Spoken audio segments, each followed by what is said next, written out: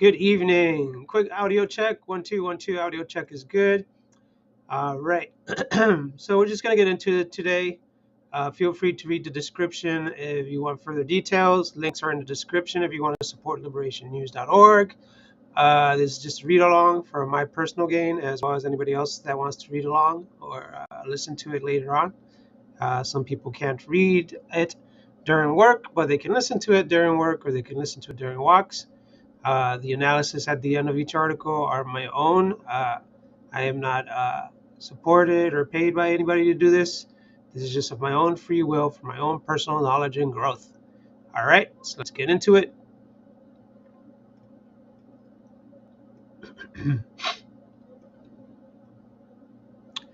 All right, first article for today is titled Trump's EPA appointee Lee Zeldin will gut environmental protections. Now is the time to fight back. By Tina Landis, November 8, 2024. Photo is of Rep. Lee Zeldin and then President Donald Trump in 2018. All right. Article reads as follows.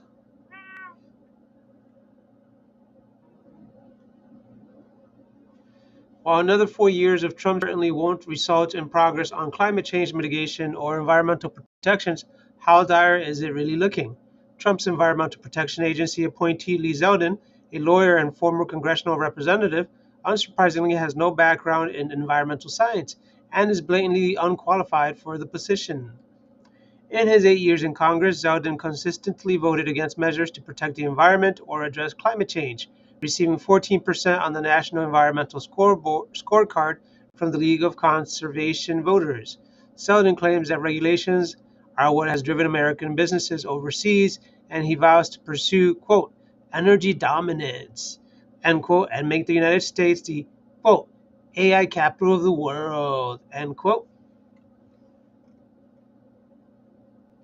Anyone with basic understanding of how capitalism works knows that U.S. corporations will always seek the highest profits and the lowest operational costs, meaning cheaper labor as well as weaker environmental regulations. These corporations that have outsourced production to less developed countries aren't going to move their operations back to U.S. soil regardless of any continued weakening of the EPA, but will gladly support less stringent regulations at home to the detriment of our health. Trump praised Zeldin, saying that he, quote, will ensure fair and swift regulatory decisions that will be enacted in a way to unleash the power of American businesses, while at the same time maintaining the highest environmental standards, including the cleanest air and the water on the planet, end quote. Do a little research on air and water quality and health outcomes in the numerous, quote, sacrifice zones, end quote, situated in low-income communities all across this country, and you will clearly see that the claim of the, quote, cleanest air and water, end quote, is false even under current regulations.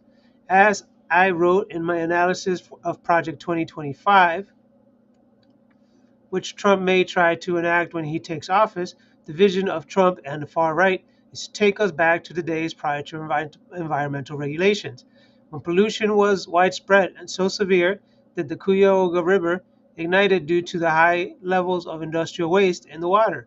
This rampant pollution was what birthed the environmental movement of the 1960s, which forced concessions from the capitalist elites, like the formation of the EPA and passage of the Clean Water Act and Clean Air Act, among other gains. Zeldin is just one part of the bigger vision of, quote, make America great again, end quote, which in reality is a result to the days of unfettered capitalist plunder of the planet and exploitation of workers with no pesky regulations or right standing in the way of profits. We will likely see measures similar to those under the first Trump term, when nearly 100 environmental regulations were rolled back, including lifting restrictions on power plants, vehicle emissions, extractive industries and toxic substances, opening up protected lands for drilling, and overturning laws protecting water and wildlife. While Trump is a particularly vile human, this trajectory of deregulation and chipping away at the gains that were won by the people's movement began in the 1980s under Reagan, with the first major cuts in EPA funding. The trajectory of U.S. capitalism has continued to the right throughout both Democratic and Republican administrations, with the Democrats adding a heavy dose of greenwashing and a little more wiggle room for some environmental funding to occur. Despite the Biden administration rhetoric on climate action and a few minor environmental gains in the Inflation Reduction Act, the United States has produced more crude oil than any nation at any time for the past 6 years in a row. Under Biden, more oil and gas drilling permits were approved than under Trump's first term, along with the rolling back of key environmental protections in the Clean Water Act that put over 50% of U.S. wetlands at risk, an ecosystem type that acts as a key climate change mitigation tool, rich in biodiversity. This is not to say that Trump won't be more aggressively anti environment in his second term. The point is that this is the trajectory of capitalism. The ruling elite and their representatives in the White House and Congress will always work toward paving the way for corporations to make the most profits and undo any gains won by the people through past struggle. And then there's California, which through the Clean Air Act is allowed to set more stringent emissions standards than the federal level, as well as the state's stricter vehicle emission limits that won congressional approval in 1967.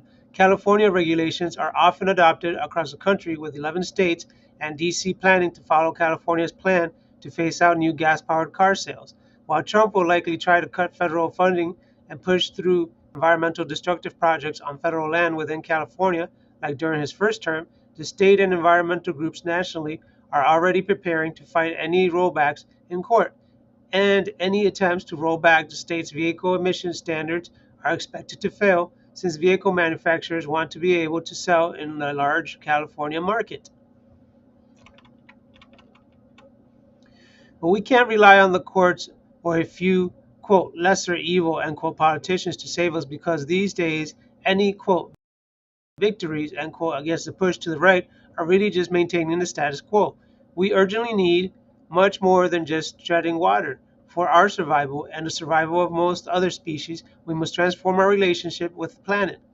Capitalism inherently is unsustainable through its requirement of ever expanding markets and ever increasing profits, which means increasing exploitation of the environment and workers.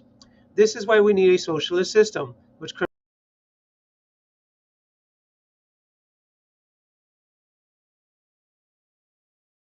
inaction of wealthy capitalist governments, we see the inaction of wealthy capitalist governments over the last 3 decades of UN climate conferences to deal with crisis despite the warnings of thousands of scientists and communities around the globe.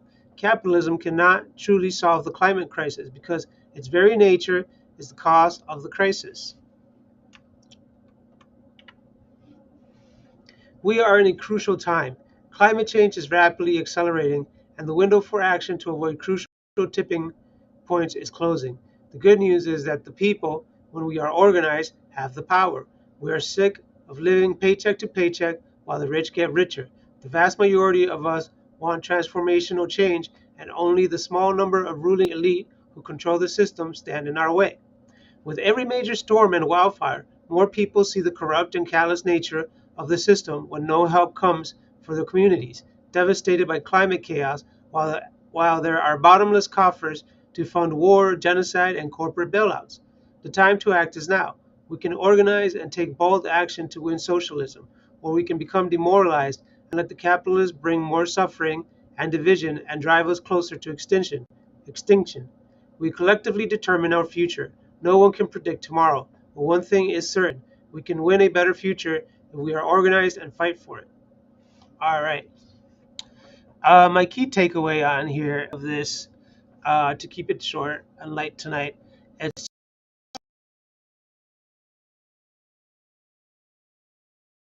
okay with the extinction of the very people that drive the profit, the working class, right?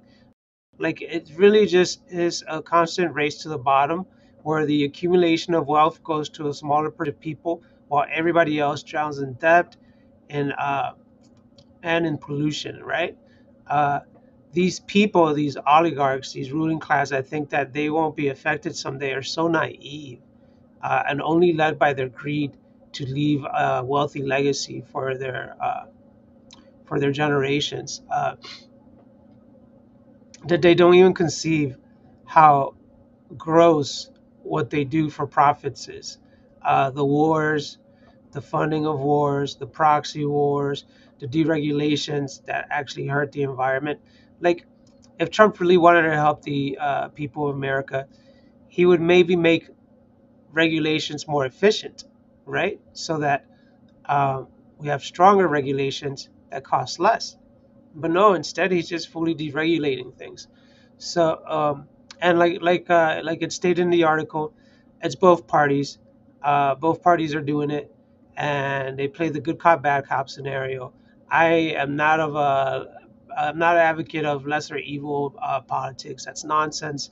There's no such thing as lesser when both parties are fully in support of funding proxy wars, of funding war crimes, and sending their weapons so that we can hear profit or have higher stock gains or have a bigger 401k. It's disgusting.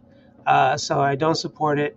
I'm in full support of uh, eco-friendly environmental policies that make sense, that are based on science, not on profit, that are based on the health and the advancement of humanity, not on the profit of a handful of billionaires. All right, that's my thoughts on that. So I'm going to move on.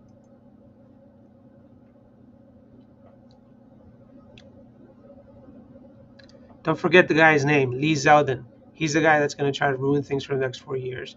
Um, but so did Biden. So the fight's the same, folks. We either stand up and we fight united, or we fall divided.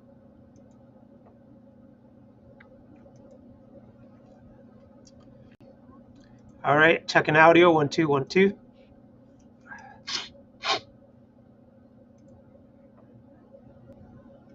All right, I'll start this article in a second. Just gonna take a sip of my tea.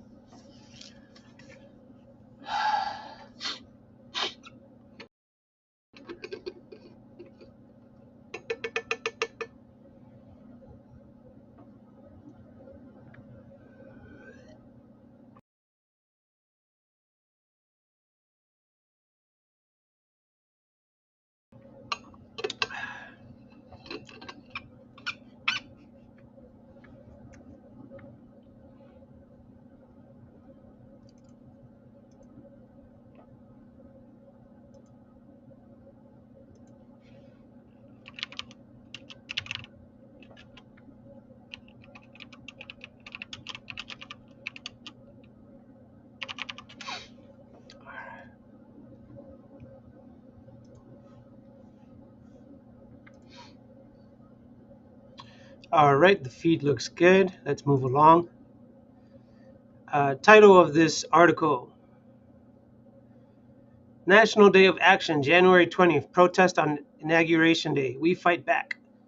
By Answer Coalition, November 18th, 2024. All right, it's a flyer. The flyer reads, money for people's needs, not the war machine, for workers' rights, for immigration rights, for women's rights. Defeat Trump's extreme right billionaire agenda. January 20th, all around the country, we fight back. The title again is We Can Defeat Trump's Extreme Right Billionaire Agenda. Endorse the demonstration, sign up for updates. Article reads as follows.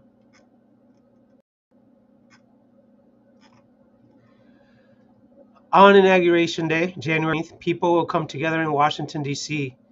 and its cities and towns across the country in a nationwide mobilization opposing Trump's ultra-right billionaire agenda. Trump ran a con game during the election. His real agenda is to destroy workers' rights, deport millions of immigrant families, and pave the way for a complete corporate capitalist takeover by ending regulations to protect the environment, firing thousands of public sector workers, and transferring ever larger parts of the national treasury to the military-industrial complex. He is 100% behind Netanyahu's genocidal war against the Palestinian and Arab people.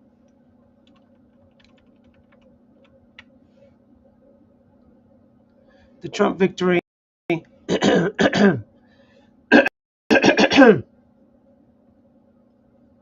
The Trump victory in 2024 election represents the complete failure of the Democratic Party to stop the rise of the ultra-right. In fact, they have contributed to it by adopting much of the program of the extreme right while embracing endless war.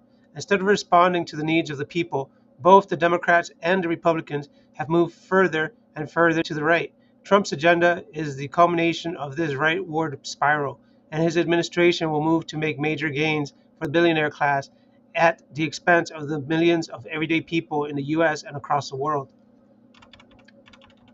But we can defeat the Trump program, not by following the Democratic Party establishment, but by building a massive movement against the ruling class and the political system that gives everything to billionaires while impoverishes an ever larger section of the population. This fight starts right now. Tens of thousands of people are taking action on January 20th all across the country. Join this new national movement. Find a demonstration or an action near you. Organize one in your area and share the call.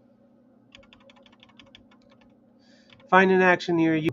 Akron, Ohio, Albuquerque, New Mexico, Atlanta, Georgia, Austin, Texas, Boston, Massachusetts, Burlington, Vermont, Chicago, Illinois, Cincinnati, Ohio, Cleveland, Ohio, Columbia, South Carolina, Columbus, Ohio, Dallas, Fort Worth, Texas, Dayton, Denver, Colorado, Des Moines, Iowa, Eugene, Oregon, Gainesville, Texas, Houston, Texas, Kansas City, Missouri, Lancaster, Philadelphia, Los Angeles, California, Manchester, New Hampshire, Milwaukee, Wyoming, that's Wisconsin, New Orleans, New Orleans, Louisiana, New York City, New York, Orlando, Florida, Pittsburgh, Philadelphia, Pensacola, Florida, Phoenix, Arizona, Portland, Oregon, Philadelphia, Pennsylvania. My bad, PA's Pennsylvania. Uh, Providence, Rhode Island, San Antonio, Texas, San Diego, California, Springfield, Missouri, Rio Grande Valley, Texas, Salt Lake City, Utah, San Francisco, California, Seattle, Washington, Tampa, Florida, Triangle, North Carolina, Washington, D.C. Endorse the demonstration, sign up for updates.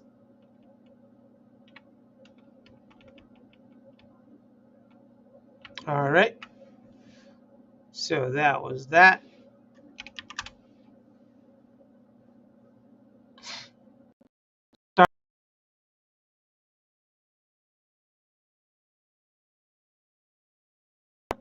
My what do you call it? My brain glitch or my brain stumble, I guess. Um, yeah. So I think what this is good for right here is to start organizing, right? To energize the people, to take back power, to understand that their power is not just in their vote, and then they can sit back down for 2 or 4 years. I see a lot of liberals lately going online or in person trying to shame people, saying that it's their fault that Trump won because they didn't vote for Kamala. Uh, Now, let's not forget that the Biden and Kamala administration have been fully supportive and functioning the war crimes of Bibi up in the Middle East.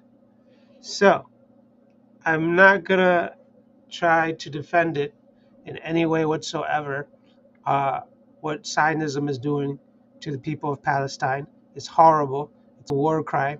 I totally support Bibi's arrest. I totally support uh, even the naming of certain politicians in America, like Biden, as a war criminal. All right. So if the ICC were to name him a war criminal, I'd be like, that's fine. He is, just like every other president before him, just like Trump. But at some point, the American people have to stop playing silly blame games like the working class, and we need to unite, coalesce behind a banner of peace, humanity, and prosperity for the working class. Right?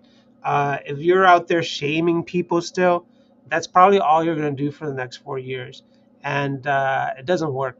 It's pointless. It's dumb. It's like armchair quarterbacking. Get off your butt, go join an organization, any organization, I don't care which one it is, just join one and show up. Show up and support people. Put your uh, money where your mouth is, right? Say you care so much, but all you want to do is shame people. It's ridiculous.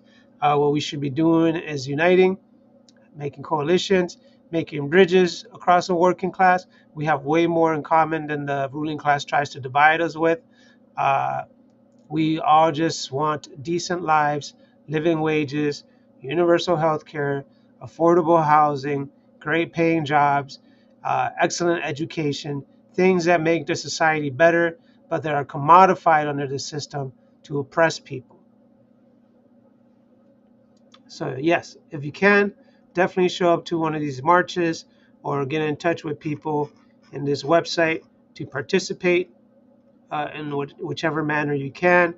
I personally think these kinds of demonstrations should be done all the time uh, until there's enough people to actually create a movement that will force the government to actually listen to the people, right? All right. Uh, Not going to get into the details. Obviously, there's always pushback from the government, for the authoritarian wing of the government, from the capitalists, which are fascists. At some point, that's what it leads to. Uh, there's always going to be some pushback, but if there's enough of us, either withholding our labor or protesting together, we can get things done. That's just the way it is. It's the way it's always historically been, and that's the way it always will be.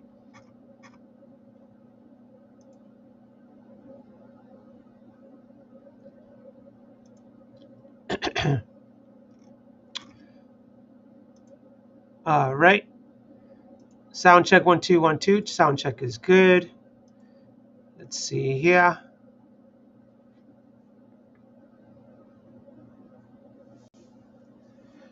Hope everyone's having a great Sunday evening or had a great weekend. I know it's late. Um, got kind of tied up this weekend doing some gigs, but here I am.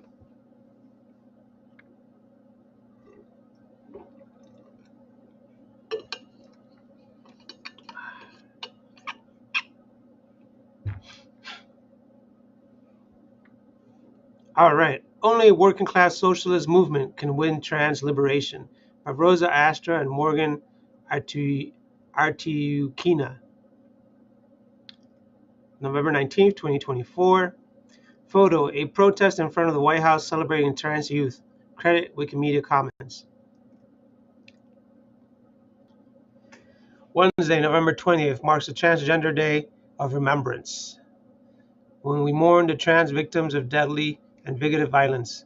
With the bigoted agenda of the American extreme right now poised to rise to the highest levels of power, the Democrats have essentially abandoned transgender people, along with numerous other oppressed groups and huge swaths of the U.S. working class. We need to seize the opportunity to build an independent, militant movement, not just to defend our communities from the extreme right assault on our rights, but to fight for socialism and liberation. Time to get organized and to go on the offensive.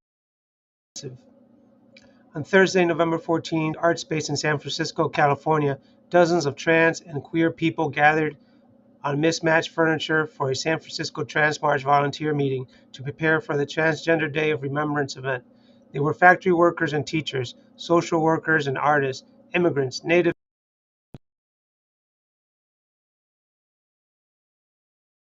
longtime activists, and organizers. Despite Donald Trump's recent election victory, the mood was not doom and gloom or a fear of the future, but of the readiness to fight back. Quote, I'm sick of being in meetings that feel like a funeral. It's not time to mourn our future. It's not time to run and hide. It's time to get organized and go on the offensive, end quote, one attendee said at the meeting. Beyond the immediate task of planning the Transgender Day of Remembrance event, they emphasized the need to continue organizing in the coming period to defend everyone in the targets of the incoming Trump administration, from defending immigrant communities from the threats of mass deportation to mobilizing on Trump's inauguration day January 20 as a show of force against the extreme right agenda that has coalesced around him. Meetings like this Meetings like this are not just happening in San Francisco, but across the country as millions reckon with the Democrats' wholesale abandonment of working class and oppressed people. Quote, remain steadfast. These issues were neither born on October 7th nor October 5th. The billionaire class is 1,000,000,000% dependent on your labor. We are not a persecuted minority, rather an unorganized majority, end quote. Queen Jean, an organizer with Black trans liberation in New York City, said in a statement, quote, this is not a defeat. This is the clarity we need to escalate our fight, end quote. Ash Orr, a West Virginia-based organizer for abortions and trans rights, said, quote, I know things are bleak right now, but this is not the time to turn inward. Our oppressors push individualism because we're more vulnerable when we're isolated. Instead, it's time to connect with your community, organize, support mutual aid efforts, and remember, we outnumbered them, end quote.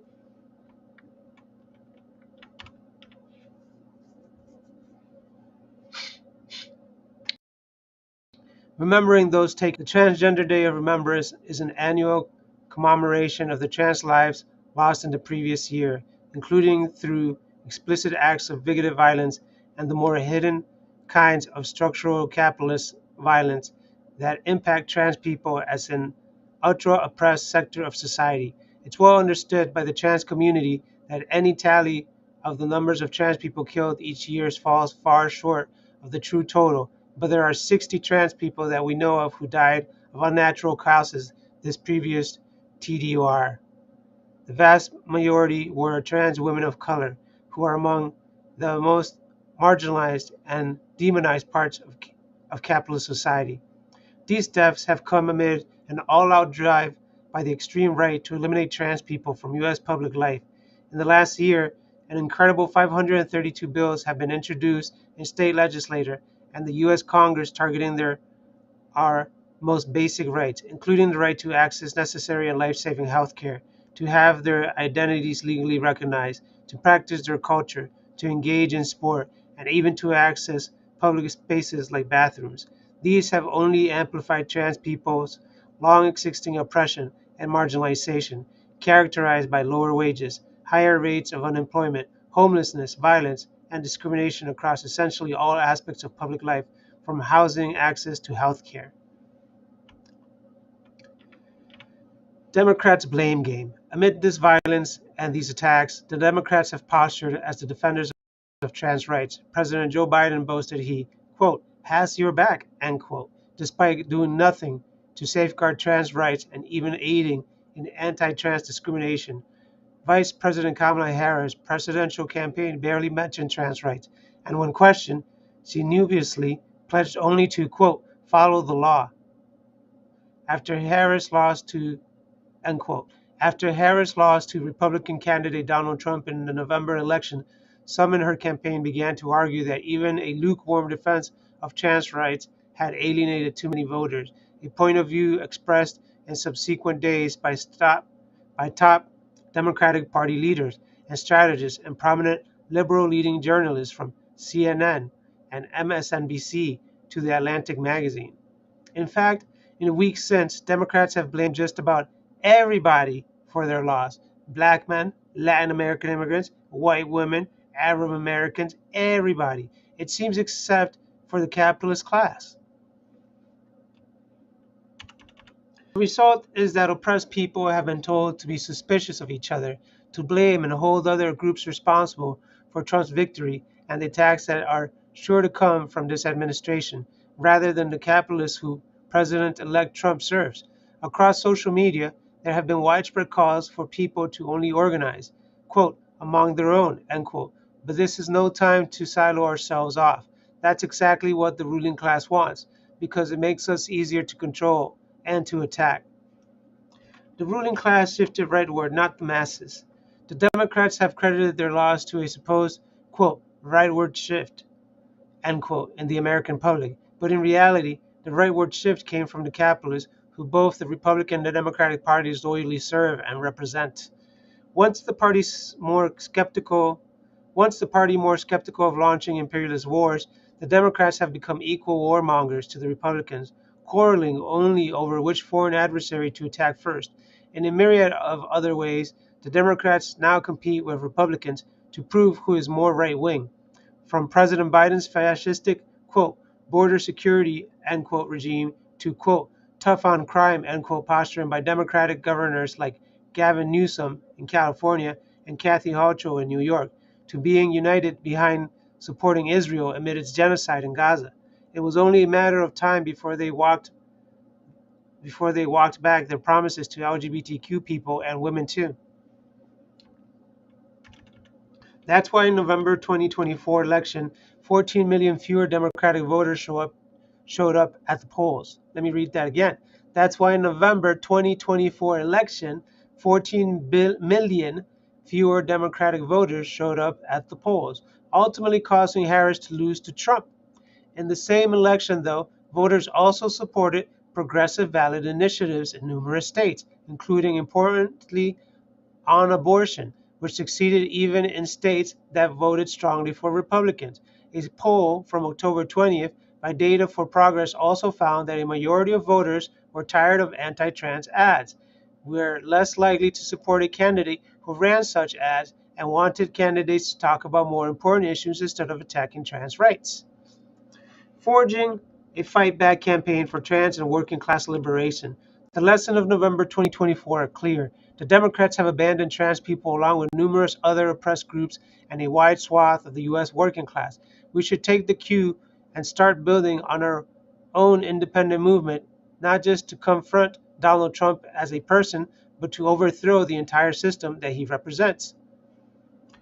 As revolutionary socialists, we in the Party for Socialism and Liberation understand the oppression of transgender people to be intrinsically part of the capitalist system and the, the related oppression of women and all LGBTQ people. Trans people are part of the working class, and an attack on them is an attack on the entire working class.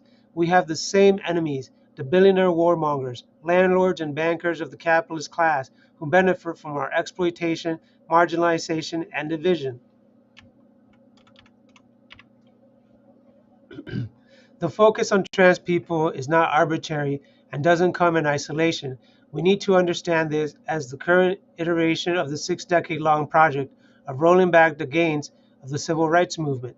The capitalist class knows that they cannot immediately attack the black victory over Jim Crow and win, so they have adopted a strategy of creating a mass base out of the right-wing evangelical church for a cultural counter-revolution against the gains won in the 1960s, going after abortion rights, gay marriage, and now going after transgender people.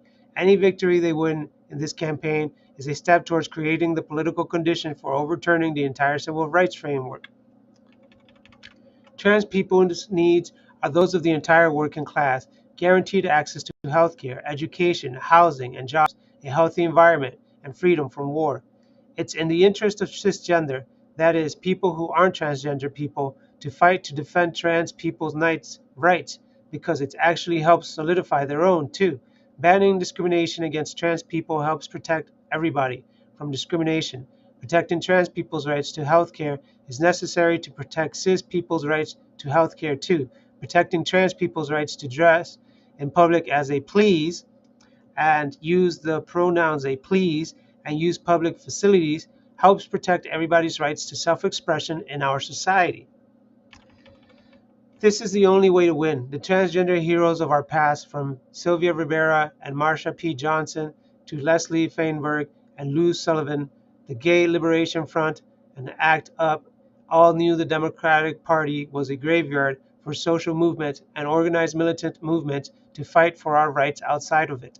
More recently, we can learn from the militancy, vibrancy, and creativity of the movement of Palestinian liberation over the last year, which was only possible by unhitching their cart from the horse of the Democratic Party.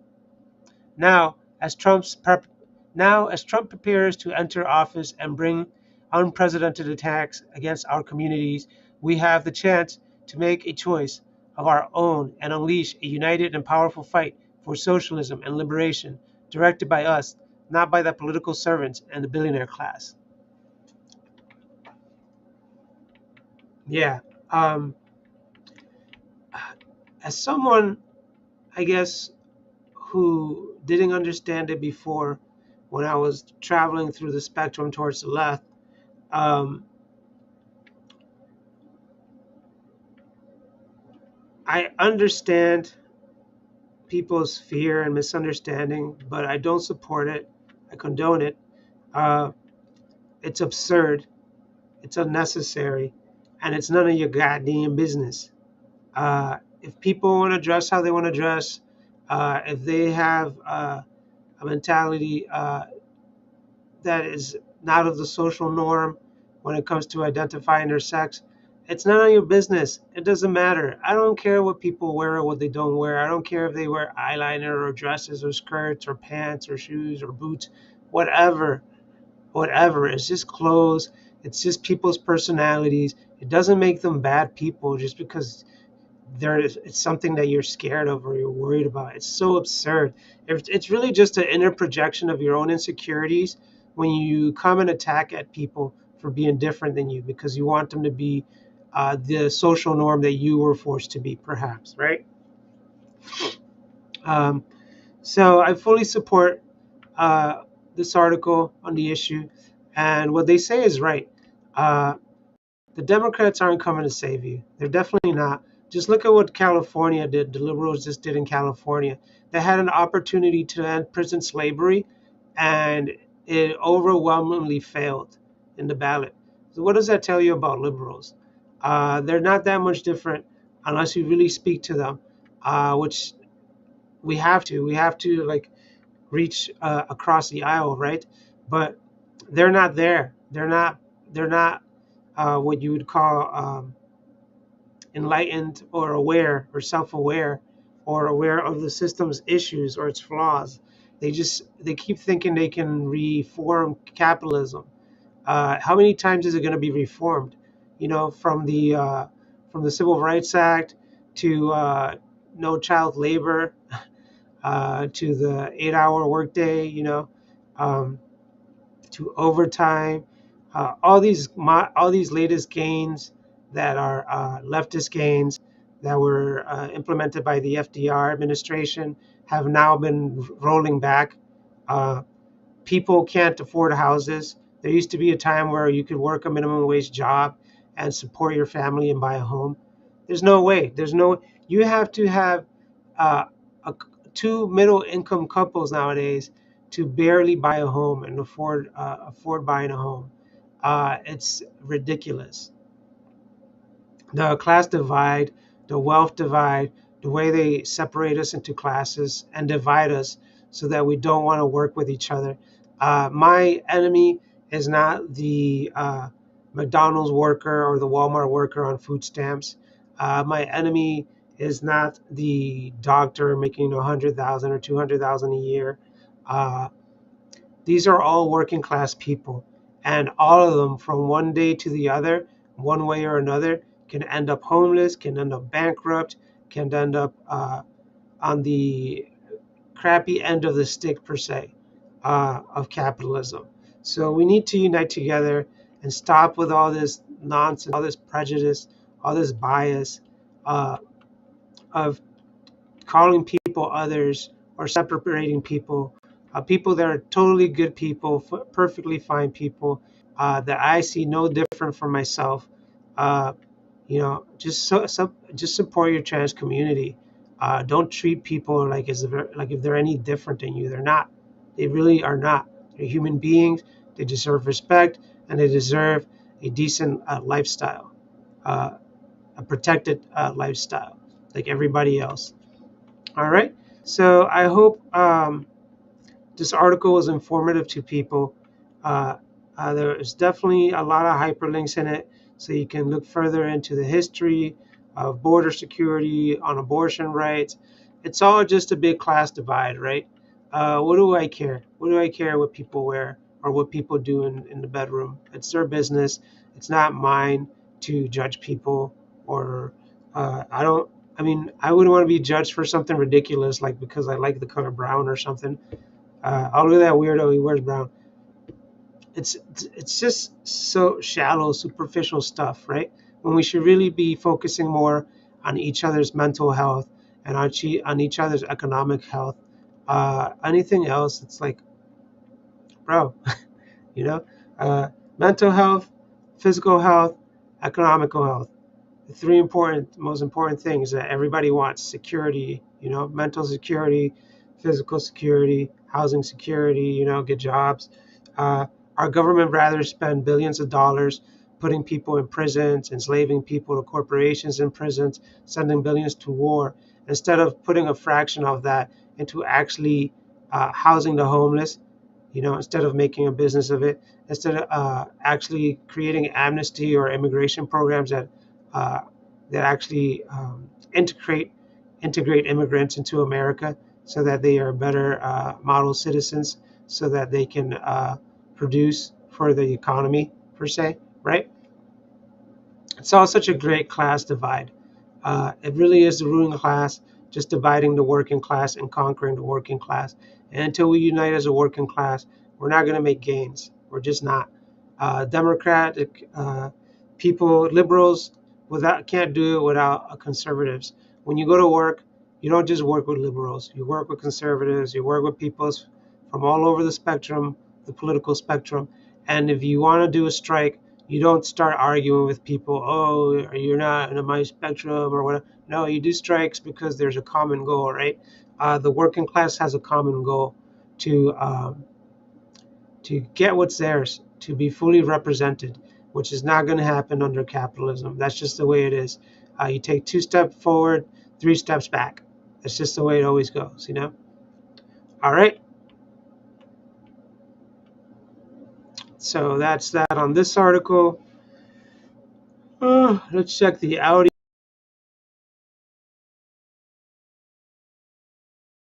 rate. All right, so here's an article on RFK, total clown. It's weird. I wanted to give the guy the benefit of the doubt when he first started running, and then he went from like Democrat to liberal to Trump supporter, and I was like, what? Now he went Democrat, independent, Trump supporter. Uh, I don't know. Maybe he's using the enemy of my enemy is my friend mentality. I don't know. I think he's just an opportunist. I think he's just another corporatist ghoul, another elitist trying to cement his legacy one way or another. Uh, I don't think he's useful. Well, let's see. Let's read the article here.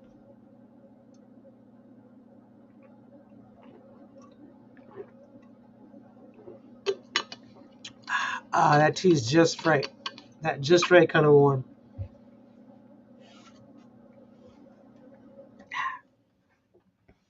All right, here we go. Article reads as follows.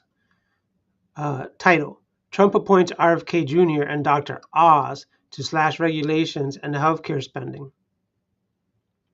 By Alethea Samantakis, November 24, 2024. Sorry if I butchered your last name. Article reads as follows.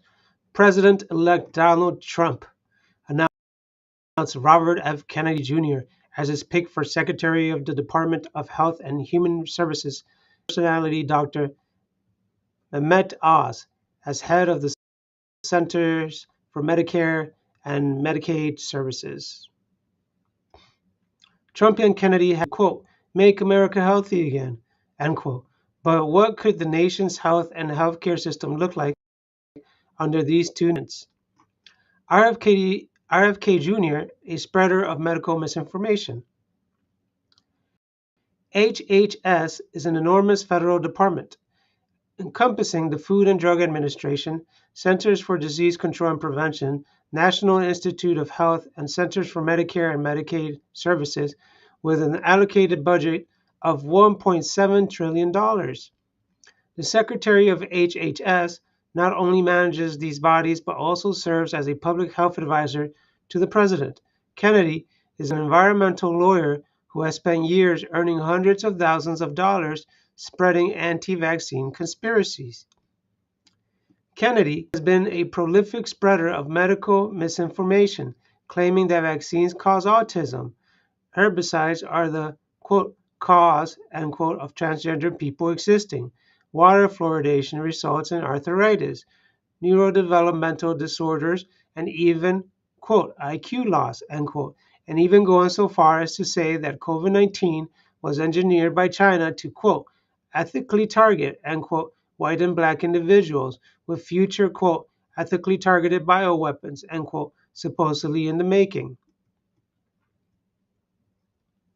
Kennedy lives in a world in which scientific evidence is make-believe. Even so, his nomination has already made an impact, with politicians in Arkansas, Winter Haven, Florida, and Lebanon, Oregon, already moving to remove fluoride from drinking water. As a result, Wall Street has seen a rise in the value of dental stocks as billionaires prepare to reap even greater profits from an increase in tooth decay and cavities. Kennedy's ability to influence public perception of health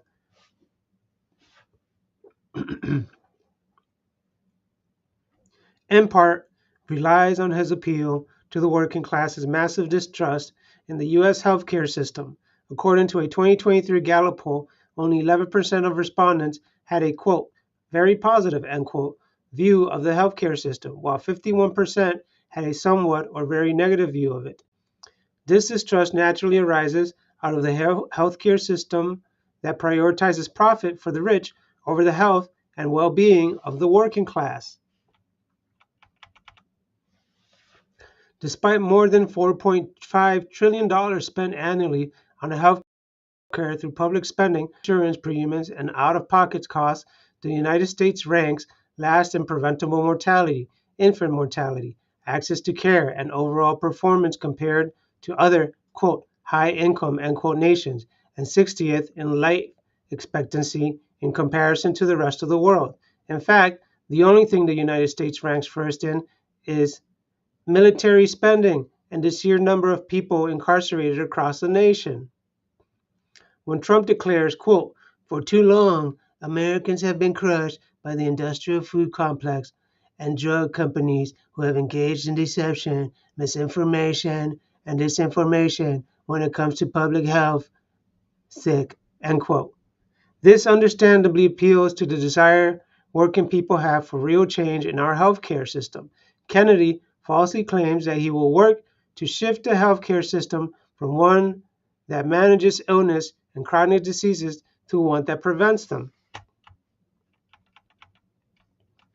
In reality, though, is that neither Trump nor Kennedy are likely to make any changes to benefit the health and well-being of working class and oppressed individuals.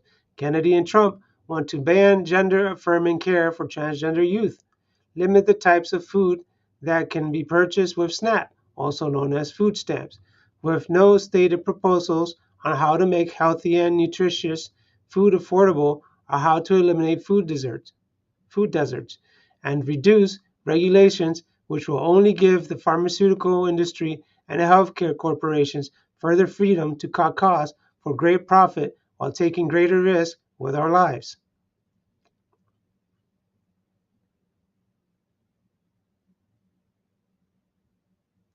Dr. Oz, another peddler of pseudoscience.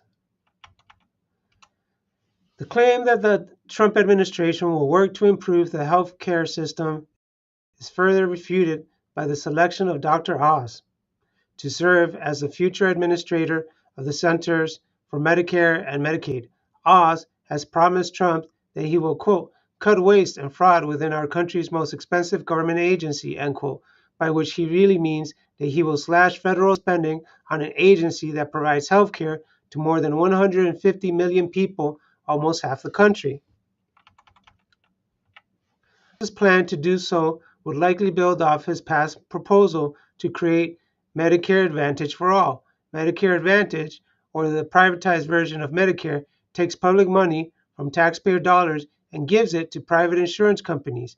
Rather than using that company to provide quality care to patients, the private insurance companies skimp on costs, repeatedly deny claims, falsify a diagnosis, reduce the number of doctors you have to choose from, in some areas leaving patients with no doctors in their town, and funnels billions into their own pockets. Oz, like Kennedy, has used his celebrity status to spew misinformation and science for his own profit. Oz has claimed red onion, endive, and sea bass reduce the risk of ovarian cancer, pushed hydrochloroquine, an anti-malarial that can cause eye and nerve damage, as a treatment for COVID-19, and peddled a device to treat leaky heart valves that has since been associated with more than 1,000 reports of patient deaths and thousands of reported injuries to patients. For Trump, Kennedy, and Oz, their plan to tackle the quote illness industrial complex and quote make America healthy again end quote is only one more opportunistic scam they're selling to the public. What would health what would a healthcare system under socialism look like? Ultimately, the proposals of the capitalist class will do little to serve the real issues the working class is facing. A black maternal mortality crisis, bans on transgender health care in 26 states, bans on abortions in 13 states, and restrictions in more than two-thirds of the country, and an unaffordable healthcare system that only continues to see rising prices, reducing the public health workforce, slashing healthcare spending, and privatizing public health insurance will only worsen already existing inequities. What we need is a complete restructuring of the healthcare system, beginning with seizing healthcare corporations, insurance companies, and the pharmaceutical industry and turning them into public property. There is no reason insurance plans need to exist when free healthcare could be provided from the profits of the top corporations and their shareholders. Medicine should be free, ending the exorbitant prices of medications, saving billions in the process, providing free housing, childcare, education, and healthcare, including dentistry and optometry, to all will prevent many serious health problems for people all over the U.S. Healthy and nutritious food should replace the toxic, overly processed food that fills our grocery stores today, rather than being more expensive than, quote, junk food, end quote. Healthy and nutrient-dense groceries could be subsidized by a socialist government. Urban areas, currently dominated by concrete and skyscrapers, could be redesigned and incorporate green space, running trails, a public space to spend time outdoors. Public transit systems could be fully funded, redesigned, and expanded to reduce the amount of vehicles used, vastly decreasing the amount of pollution in our air. All spaces, including sidewalks, grocery stores, community centers, and workplaces, would be universally designed to be accessible for disabled individuals. A women's health department could be formed to educate and train a large number of primarily black women doctors, nurses, midwives, and doulas to end the black maternal mortality crisis. Similarly, an LGBTQ health department could be formed to expand access to gender-affirming care across the nation by educating and training physicians, punishing discrimination, and increasing the number of LGBTQ healthcare workers. There is no excuse for working people to continue to suffer and die due to the greed and avarice of billionaires and corporate politicians. We can flourish as a society, and we can share our advances freely with the rest of the world. We have the power to determine our future if we organize and fight for it. The featured photo is of Robert F. Kennedy Jr. speaking at a campaign rally at Legends Event Center in Phoenix, Arizona on December 20th, 2023. Yeah, the dude's a clown, just like his friend Trump. I'm not going to sugarcoat it. If it makes you feel any better, I think Kamala and Biden are all clowns. It really is, again, as I like to mention in all the articles, it's a ruling class fighting the working class and using pseudoscience instead of science to help people. The studies are in, the facts are in. Universal healthcare would actually save Americans billions of dollars a year, as opposed to this for-profit system. And not only would it save people money because it would get rid of the for-profit system, but it would even save exponentially more money because we would switch into a era of preventative care instead of reactionary medicine. Take, for example, something that works great in Cuba, even with all the embargoes and sanctions. They have a preventative healthcare system, which keeps all of their people uh, alive and healthy, or as healthy as possible, based on the current conditions of the oppression of their island due to economic sanctions and embargoes by the Western Empire, the United States of America. Um, there's so much that the system, the capitalist system, does to warp our minds, to propagandize us, to make us feel inferior, to really create mentally unhealthy human beings just for the sake of work, extraction, and profit.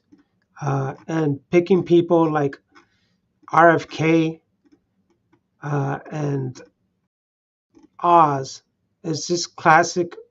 It's classic showmanship. Just Trump being the classic clown that he is, and telling people, "See, I'm doing good things," but he's not.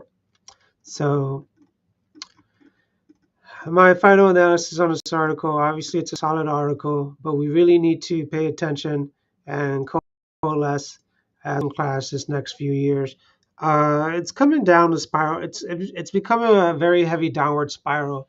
In the last 20 years, America's wealth gap has hugely exponentially increased, right? Don't forget that during that pandemic, uh, billionaires increased their wealth by like 40%. Uh, but the working class kept seeing inflation and no increase in living wages, and no caps on rents, or caps on inflation whatsoever. So it's time we unite, we organize as the working class. That's it for today. I don't see any other articles, solid articles here for today. Let's see. Yeah, that's it. That one was November 24th. So this one was released today. Uh, oh, look at that. Oh, there's one more. November 24th, 2024. Should I read? Of course. It's a 3-minute read. I can do this. All right. Let me check audio again. Audio check 1 2 1 2. Everything's good. We're going to keep going. Yeah, I guess my light was a little too dim. Sorry about that. But it's okay. Nobody needs to look at me anyways. I'm just an aberration.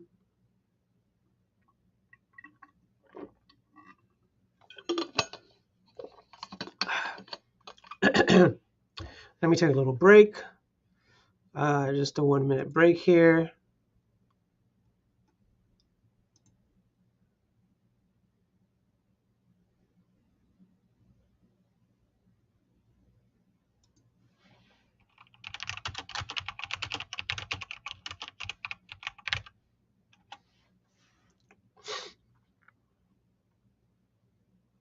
All right. Article headline: Texas GA 46 threatens immigrants' right to health care, by Brianna Griffith, November 24, 2024. Article reads as follows. On November 1st, Texas Governor Greg Abbott's executive order GA 46 went into effect. This order does not bar health care for undocumented people, but it is designed to intimidate them out of seeking health care when they need it through threats of reporting.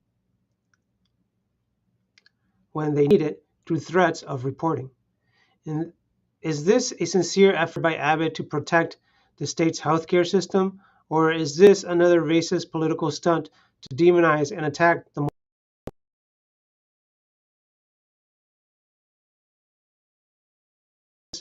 public hospitals to document and report the legal immigration status of patients seeking inpatient and emergency? Public hospitals will be required to regularly report relevant data to the Texas state government.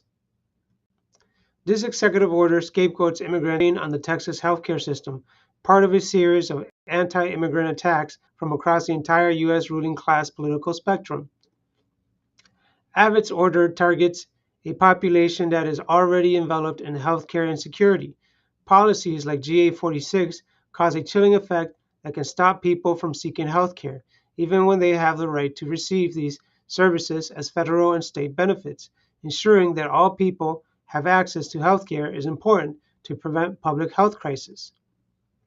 The far right has based the restriction of services on the lie that immigrants are burdened to public infrastructure, but tying state hospitals up in Abbott's anti-immigrant bureaucracy is not actually going to help the state's hospital systems, which faced increasing crises during the mishandled COVID-19 pandemic, insufficient wages, and extreme workloads caused by the capitalist system. Not immigrants are to blame. In 2021, a poll found that around 30% of healthcare workers were considering leaving their professions, with many others opting for retirement following the pressure put on by the pandemic.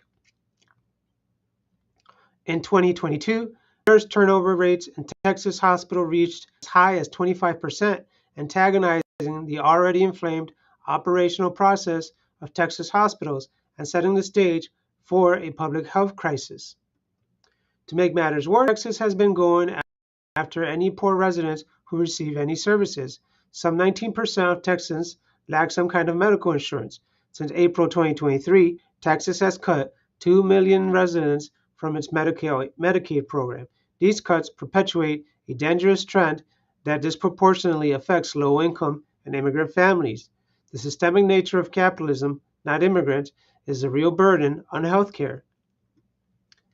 Behind racism, denial of healthcare to all.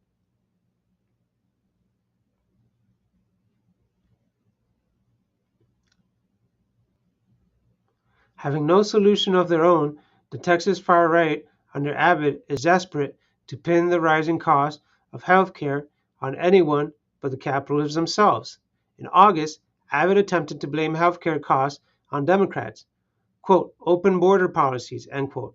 Abbott went on to say, quote, Texans should not have to shoulder the burden of financially supporting medical care for illegal immigrants, end quote.